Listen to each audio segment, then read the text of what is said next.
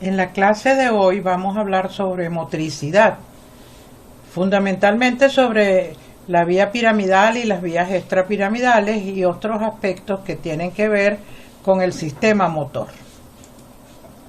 Vamos a empezar con la vía piramidal, que está constituida tanto por los fascículos córtico-vulvar y córtico-espinal. Viene su nombre del hecho de que los axones que constituyen estos fascículos nacen de las neuronas piramidales de la corteza motora. Entonces, los axones que constituyen los fascículos córtico-vulvar y córtico-espinal tienen su origen en la corteza cerebral motora, ¿verdad? En el área motora, que se encuentran por delante del surco central en la circunvolución frontal ascendente. Como vemos en este esquema, allí están las neuronas, ¿verdad? Y se originan todos los axones que van a constituir la vía, que bajan colocándose en el brazo posterior de la cápsula interna.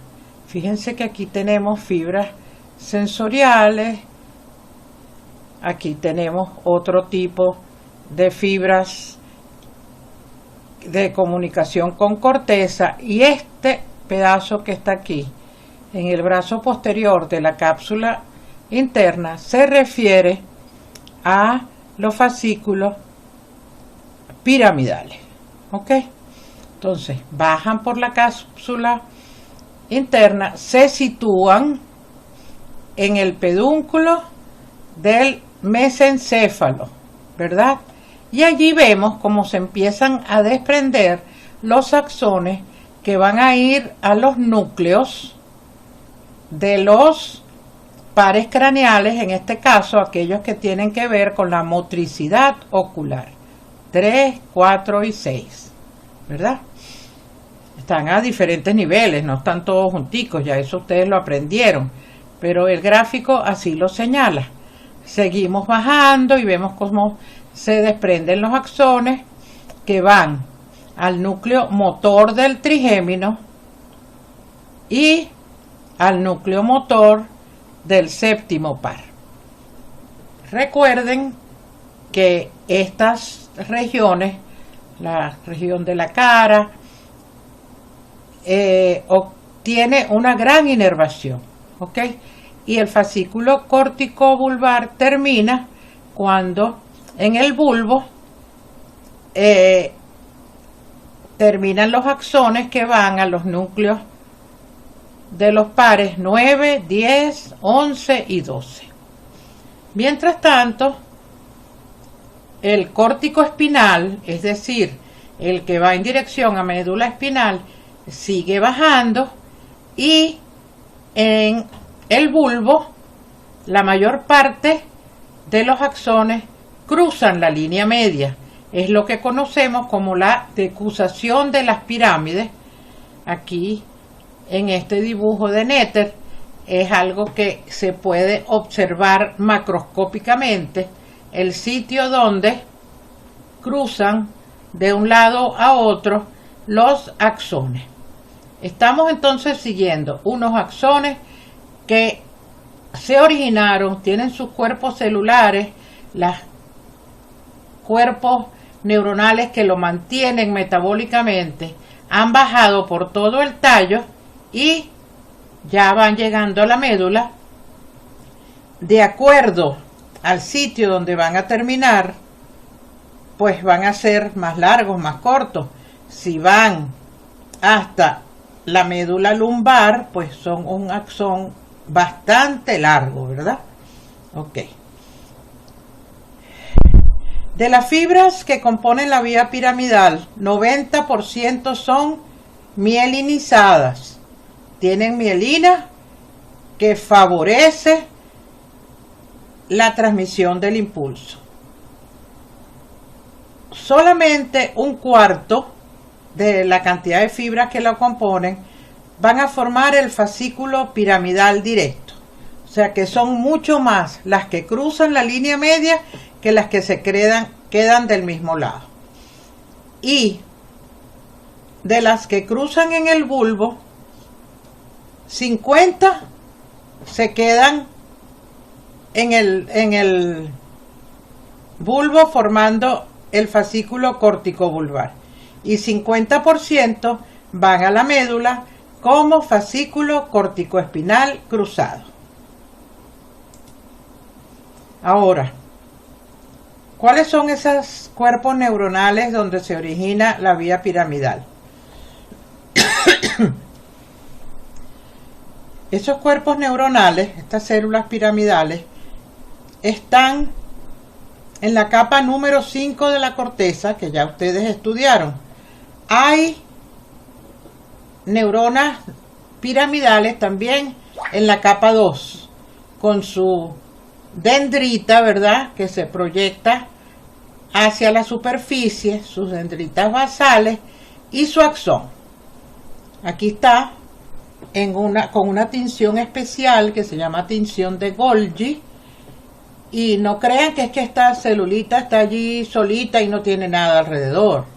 Hay muchos cuerpos celulares alrededor, igual que hay mucha glía, pero esta tinción tiene la característica de teñir unas pocas, pero de que se vean perfectas, ¿verdad? De hecho, esta fue la tinción con la que Santiago Ramón y Cajal, un español que ganó el premio Nobel a principios de siglo, pues pudo describir las neuronas de casi todas las regiones del cerebro.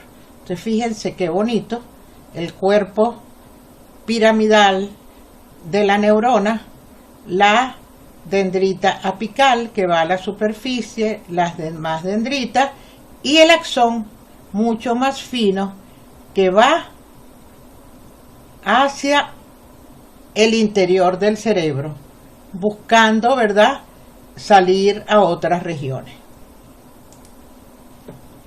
¿Dónde están localizados los cuerpos celulares de los axones que forman la vía piramidal?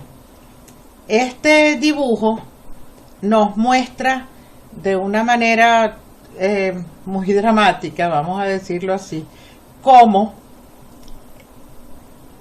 nos va señalando dónde están las neuronas, ¿verdad? Dónde están los cuerpos neuronales de la lengua, dónde está lo que es el interior del abdomen, pero fíjense toda el área cortical que ocupan los cuerpos celulares que van a inervar la cara, ¿ok? Todo lo que es el séptimo par, una inervación grande para darle expresión a la cara, ¿verdad? La sensibilidad de los labios viene dada porque está ricamente inervada para su motricidad. Una cosa es la sensibilidad y otra cosa es la motricidad. Está muy inervada para su motricidad. Acuérdense entonces que los labios, además de cosas muy interesantes que se pueden hacer con ellos, pues son parte importante del habla y por esa razón tienen que estar muy inervados. Lo mismo podemos ver con la mano. Fíjense, toda el área cortical que ocupan las células que van a dar lugar a los axones que inervan la mano en comparación con la inervación del pie. ¿Ok? Entonces, por eso este dibujo es tan interesante. 2/3 de los axones se originan de neuronas que están localizadas en el área 4, motora primaria, y 1/3 tiene ese origen en células de las áreas 3, 2 y 1, que son áreas sensitivas primarias. Bueno, entonces aquí hemos seguido el camino, el origen de la vía córtico-vulvar y córtico-piramidal. La córtico-vulvar terminando en los núcleos que dan origen a los pares craneales que tienen función motora y las que bajan a la médula, terminando en las neuronas motoras de las astas anteriores. Ahora vamos a hablar de las vías extrapiramidales. Entonces, son varias. Nosotros vamos a estudiar los tres más importantes, tres vías que son las más importantes. La vía rubroespinal. Ya ustedes estudiaron al núcleo rojo, ¿verdad?, que se encuentra en el mesencéfalo. El núcleo rojo recibe aferencia de la corteza, pero también recibe del cerebelo. Y quiero que se fijen con detalle cada vez que les hablo de los sitios donde terminan las eferencias cerebelosas. Entonces aquí tenemos el núcleo rojo. Ya sabemos que que está relacionado con la motricidad y recibe aferencias de la corteza y del cerebelo. Cruza la línea media para formar el fascículo rubroespinal que viaja en el cordón lateral de la médula espinal. ¿Ok? Cordón lateral de la médula espinal, y va a terminar haciendo sinapsis sobre las neuronas motoras. ¿Cuál es la función destacada del fascículo rubroespinal? Facilita la actividad de los músculos flexores e inhibe la actividad de los extensores. Entonces nos va quedando grabado que los extensores es la musculatura que tiene que ver con la postura. Mantenernos erguidos corresponde a los extensores de la espalda. Mantenernos de pie corresponde a los extensores de la pierna y del muslo.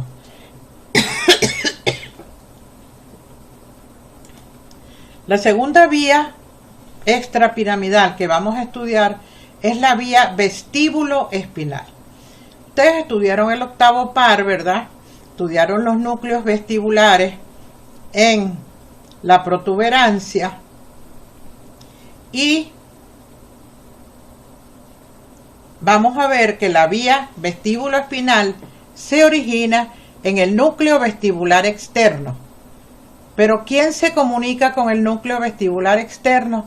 Bueno, se comunica el nervio vestibular, que se acuerdan, viene del oído, de percibir equilibrio, la posición de la cabeza, ¿verdad? Y recibe también aferencias nuevamente del cerebelo. Se va a mantener del mismo lado para terminar en neuronas motoras del asta anterior de la médula. ¿Qué conocemos de la función de la vía vestíbulo-espinal? Mediante este fascículo, el oído interno y el cerebelo facilitan la actividad de los músculos extensores e inhiben la actividad de los flexores, constituyendo una importante vía para el mantenimiento de la postura y el equilibrio. Vamos teniendo claro que todo aquello que tiene que ver con vestíbulo y cerebelo tiene que ver también con postura y equilibrio. Pero todo tiene que coincidir en la médula, porque ¿quién va a excitar las células musculares para que se contraigan y se pueda mantener la postura? Pues las neuronas motoras del asta anterior de la médula, que son las que salen con los nervios espinales. Por último, la vía retículo espinal. Ustedes estudiaron, ¿verdad?, de la existencia de la formación reticular, que son una serie de núcleos que se encuentran a todo lo largo del tallo cerebral y ellos van a recibir inervación, fíjense, van a recibir inervación del tálamo, van a recibir inervación del núcleo rojo, de la corteza y de nuestro amigo el cerebelo, que cada día se va haciendo más presente. ¿Ok? Y vamos a ver cómo ellos van a cruzar la línea media y otros se van a quedar del mismo lado para llegar a terminar en neuronas motoras del asta anterior. Los fascículos retículoespinales, y se llaman los fascículos porque no es un solo fascículo, ¿verdad? Como nos pasa con el fascículo corticoespinal, por ejemplo, sino que ellos se originan a diferentes niveles del tallo. Por lo tanto, son varios, pero todos son fascículos retículoespinales. Ellos facilitan o inhiben la actividad de las motoneuronas y de esta manera influyen en los movimientos voluntarios y en la actividad refleja. O sea, la afectan de alguna manera a los movimientos voluntarios y a la actividad refleja. Antes de pasar a estudiar el cerebelo con más detalle, vamos a ver cuál es la interacción que hay entre el tálamo, la corteza cerebral y los núcleos de la base. Fíjense, en este diagrama aquí se señala a la corteza y es muy importante que cuando estamos hablando de la función motora de la corteza no se refiere solamente al área 4 y al área 6. Vamos a encontrar fibras de la corteza sensitiva y la corteza prefrontal, que es la de la motivación, ¿verdad? Bueno, todas esas cortezas se proyectan a los núcleos de la base, la frontal, la prefrontal y la parietal. Se proyectan a los núcleos de la base, que a su vez se proyectan al núcleo ventrolateral del tálamo. Y este núcleo ventrolateral del tálamo es el mayor aporte que recibe el área 6 de la corteza motora. Es el mayor aporte subcortical, por debajo de la corteza. Ella puede recibir aferencias de otras regiones corticales, por ejemplo de la corteza prefrontal, de la corteza sensitiva. Esto es lo que señalan estas flechitas, que estas cortezas se comunican. Pero por debajo de la corteza, la mayor aferencia de la corteza motora viene del núcleo ventrolateral del tálamo. Y aquí vemos entonces que aparte de este circuito, como la corteza se proyecta a la médula, y existen otros fascículos que se proyectan a la médula, como es el rubro espinal, el retículo espinal. La información entonces va desde la corteza a través de los ganglios y por vía del ventrículo lateral del tálamo regresan a la corteza. La función de este circuito es seleccionar e iniciar los movimientos voluntarios. Ahora, ustedes estudiaron cerebelo, estudiaron sus conexiones, estudiaron sus núcleos profundos y estudiaron la corteza cerebelosa en detalle, que es conocida en verdad histológicamente, quizás con más detalle aún que la propia corteza cerebral. Entre las aferencias más conocidas del cerebelo están las espinocerebelosas y vestíbulocerebelosas. Espinocerebelosas, las que suben al cerebelo por el fascículo espinocerebeloso anterior y por el posterior. ¿Ok? Estos fascículos, espinocerebeloso anterior y posterior, nos llevan información de propiocepción, nos llevan información del estado de tensión, de contracción de la musculatura por medio de los usos neuromusculares que rodean a las células musculares. Entonces, esa sensibilidad sube directamente al cerebelo y está constantemente informando al cerebelo sobre el nivel de contracción de la musculatura y de los tendones. Otra importante aferencia es la que viene de los núcleos vestibulares. ¿Qué información nos trae estas aferencias que vienen de los núcleos vestibulares? Nos traen información de equilibrio del oído, ¿verdad? Es la parte vestibular del octavo par. El otro aspecto de aferencia cerebelosa importantísimo son las que provienen de la corteza cerebral. Entonces fíjense cómo la corteza, por las vías córtico-póntico-cerebelosas, ¿verdad? Por otras que hacen escala en la formación reticular, toda la corteza se proyecta entonces al cerebelo, ¿verdad? La corteza le informa al cerebelo sobre el plan de los movimientos voluntarios, sobre la intención del movimiento voluntario. El cerebelo, a su vez, y aquí me detengo para hacer un acotamiento muy importante.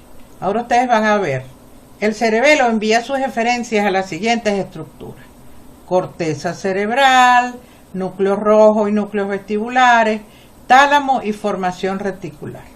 El cerebelo en ningún momento se comunica directamente con la médula espinal. El cerebelo modula los movimientos voluntarios a través del efecto que tiene vía tálamo con la corteza cerebral o vía núcleo rojo con la médula espinal, con los mismos núcleos vestibulares y formación reticular que ya hemos dicho que se comunican con la médula por la vía vestíbulo espinal y por la vía retículo espinal. Pero el cerebelo no se comunica directamente con la médula espinal. Lo hace a través, modula los movimientos, perfecciona los movimientos voluntarios, actuando sobre la corteza y mediando por las vías extrapiramidales, influyendo sobre las neuronas motoras de la médula espinal. ¿Cómo participa el cerebelo entonces en la actividad motora? El cerebelo contribuye a mantener la postura del cuerpo humano. Fíjense que voy a hacer una parte aquí. ¿Cómo hemos conocido todo esto sobre las regiones que tienen que ver con la actividad motora? Existen dos métodos que han sido los más usados. Uno es la estimulación con microelectrodos de diferentes áreas. Se estimula el área, sobre todo en animales, y se ve el efecto sobre estimula la motricidad, la inhibe. Todo eso se va conociendo por medio de microelectrodos. Y la otra manera es las observaciones clínicas sobre los efectos que tiene el área dañada. O sea, voy a ponerles un ejemplo. Una persona que está teniendo dificultad para caminar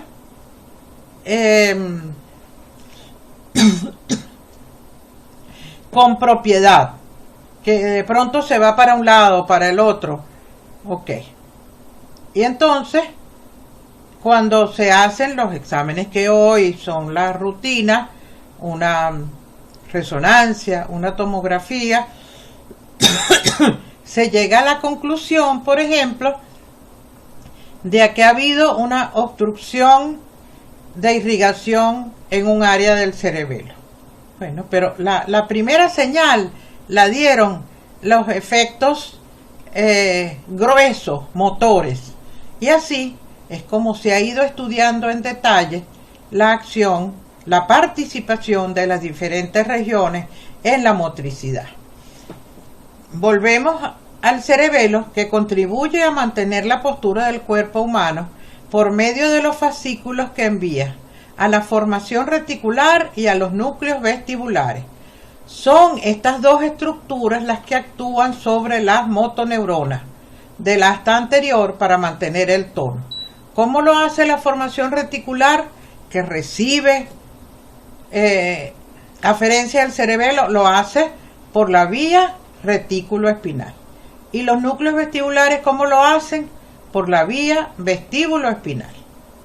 El cerebelo modula y perfecciona la ejecución de los movimientos voluntarios. Esta acción la realiza por medio del circuito que mantiene con la corteza, sirviendo de intermediario el tálamo. Modula y perfecciona en el tiempo. O sea, un movimiento que se está iniciando. Ponemos el ejemplo, por ejemplo, del niño que está empezando a agarrar el lápiz y lo hace de una manera tosca, ¿verdad? Y a medida que lo va dominando, va escribiendo con mayor facilidad y hasta que se convierte prácticamente en un movimiento automático. En ese perfeccionamiento de ese movimiento, en ese hacerlo cada vez más fino, está la actuación del cerebelo, como está en perfeccionar el movimiento del pintor con su pincel, o el mismo movimiento del artista, por ejemplo, que baila. A medida que los movimientos se van haciendo repetitivos, se van perfeccionando, y esa corrección continua la realiza el cerebelo. El circuito córtico cerebelar, entonces, tiene que ver con las aferencias que salen de toda la corteza, fíjense, prefrontal, motora, sensitiva, de toda la corteza cerebral, se dirige a la protuberancia. Algunos hacen sinapsis en los núcleos pontinos y otros simplemente cruzan por esos fascículos pónticos cerebelosos, ¿verdad? Y llegan a cerebelo. En el cerebelo se procesan en las neuronas de la corteza, después pasa la información a los núcleos profundos de la corteza y entonces salen fascículos que van al núcleo ventrolateral de tálamo y de allí a la corteza. Este es el circuito que permite constantemente el perfeccionamiento, la finura, el detalle en el movimiento voluntario. Por último, nos vamos a detener en este gráfico que yo les recomiendo que lo estudien con detalle, con estos aquí, qué estructuras se incorporan a cada una de estas funciones. Fíjense que la sensibilidad, que en la mayoría, en muchos casos, es consciente y en otros no, va a llegar a todos los niveles del cerebro. Va a llegar a las áreas corticales y subcorticales de motivación, a las cortezas de asociación, como llega inclusive a los ganglios de la base, hablábamos de las aferencias cerebelosas que tienen que ver, le llega toda esa información inconsciente de la propiocepción, ¿verdad? Toda la sensibilidad pasa por el tálamo, ya eso ustedes lo estudiaron, corteza y tallo, e inclusive las neuronas de la médula espinal, porque acuérdense del arco reflejo, entran a la médula y terminan en la misma médula, ¿verdad? Esos circuitos que se hacen en el arco reflejo. Entonces aquí nosotros vemos los diferentes aspectos del movimiento. Se planea o se diseña el movimiento, ¿verdad? Lo hace el artista que baila, lo hago yo cuando salgo de mi casa y, o sea, para dónde voy y qué camino voy a seguir. Y cuando se habla de programación de movimiento, es la programación que se deben hacer en estas estructuras, ¿verdad? De cuáles son los grupos musculares que van a actuar. Y por último, se ejecuta. Pero fíjense, el impulso para actuar y el diseño es todo parte del plan del movimiento. Y eso pertenece sobre todo a las áreas corticales y subcorticales de motivación. Ya los patrones de movimiento que están dirigidos a objetivos específicos, el patrón del caminar, el patrón de cómo se escribe, cómo se usa el tablero, ya nos incorpora otras estructuras, ¿verdad? Nos incorpora, fíjense que el cerebelo está aquí, en la programación del movimiento, pero también agarra para aquí abajo, detállenlo, también agarra para la ejecución del movimiento, porque el cerebelo nos ayuda en la programación y nos ayuda en perfeccionar los movimientos que se aprenden y nos ayuda a mantener la postura en el momento de la ejecución del movimiento. Entonces, esta visión global, que es el último aspecto, creo, de los objetivos de este tema en su programa, deben estudiarlo y entenderlo en detalle, ¿ok?